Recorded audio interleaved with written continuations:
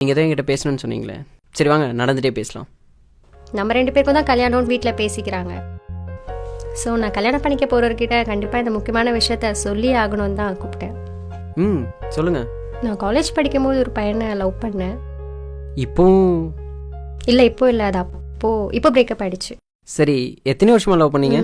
3 years. ஓ, கரெக்டாக college முடிகிற வரைக்கும். என்ன? அது ஒன்றும் இல்லை, ஜஸ்ட் நீங்கள் சொல்லுங்கள். நான் தான் ஃபர்ஸ்ட் ப்ரப்போஸ் பண்ணேன், இல்லைன்னு சொல்லலை.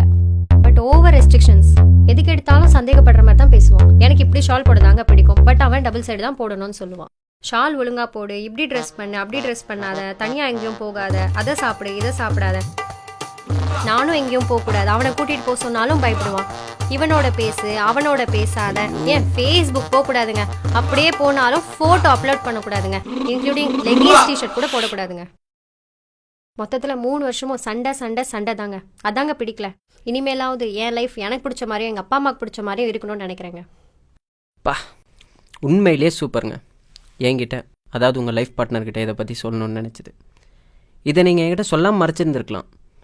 பட் லைஃப் ஃபுல்லாக என்கிட்ட மறைச்சிட்டனோ, நான் உண்மையாக இல்லைன்னு நினச்சி ஃபீல் பண்ணிகிட்டே இருந்திருப்பீங்க. அப்படி தானே? இதை சொல்லிட்டா மட்டும் நம்ம ஃப்யூச்சரில் சந்தோஷமாக இருந்துட முடியுமா? இது ஏன் சொல்கிறேன்னா, அவரை விட்டுட்டு வந்த மாதிரி என்னையும் விட்டுட்டு போயிட்டீங்கன்னா, நான் என்ன சொல்ல வரேன்னா, அவர் சொன்ன விஷயங்கள்லாம் நானும் சொன்னால் என்ன செய்வீங்க? அவர் சொன்ன எல்லா விஷயங்களுமே உங்களுக்கு ரெஸ்ட்ரிக்ஷனாக மட்டும்தான் தெரியும். ஏன்னா நீங்கள் ஒரு பொண்ணு. ஒரு பையனை அதுக்கு பின்னாடி எவ்வளோ ரீசன்ஸ் இருக்குன்றது எனக்கு தாங்க தெரியும். ஏன் உங்கள் அம்மா சொன்னதில்ல டபுள் சைடு ஷால் போட சொல்லி? நீங்கள் போட்டு போகிற ட்ரெஸ் எல்லாம் பார்த்தா பசங்க எப்படியெல்லாம் பேசுவாங்கன்றது ஒரு பையனா எனக்கு தாங்க தெரியும். நீங்கள் பார்க்குற விதம் தப்பாக இருந்தால் அதுக்கு நாங்கள் என்னங்க பண்ண முடியும்? பசங்கனாலே தப்பானவங்க தானே, தப்பாக தானே பார்க்குறீங்க.